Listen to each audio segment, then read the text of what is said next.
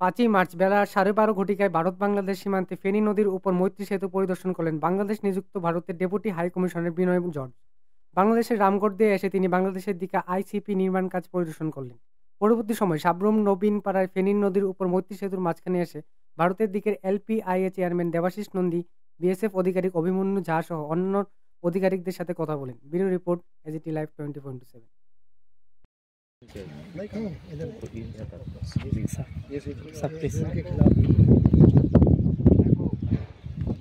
আজকে এই সাবরুমের মৈত্রী সেতুর উপর যে জিরো লাইনে আমরা ইন্ডিয়ান হাই কমিশন ঢাকায় নিযুক্ত আমাদের ভারতীয় হাই কমিশন যে আছে তার যিনি ডেপুটি হাই কমিশনার আছেন উনি এই দিকে বাংলাদেশ সাইডে রামগড়ে সাইডে কী ধরনের ইনফ্রাস্ট্রাকচার আছে তা সরজমিনে দেখার জন্য এসেছিলেন।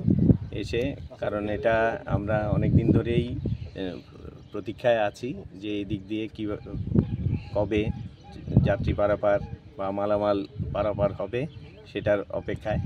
তো তার জন্য বাংলাদেশ ল্যান্ডপোর্ট অথরিটি ওপারে রামগড় সাইডে এই মৈত্রী সেতুর পাশেই ওনারা একটা টেম্পোরারি প্যাসেঞ্জার টার্মিনাল তৈরি করেছেন।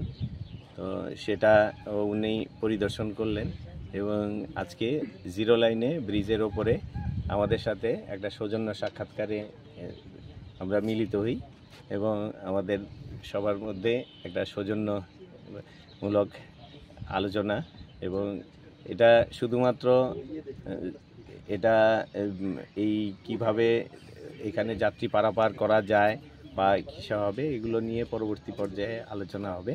তো ওনার ভিজিটের পাশে যেহেতু উনি ভারতীয় সীমান্তে এসছিলেন তো সেই হিসাবে আমাদের সাথে একটা সৌজন্য সাক্ষাৎ করলেন এই ব্রিজ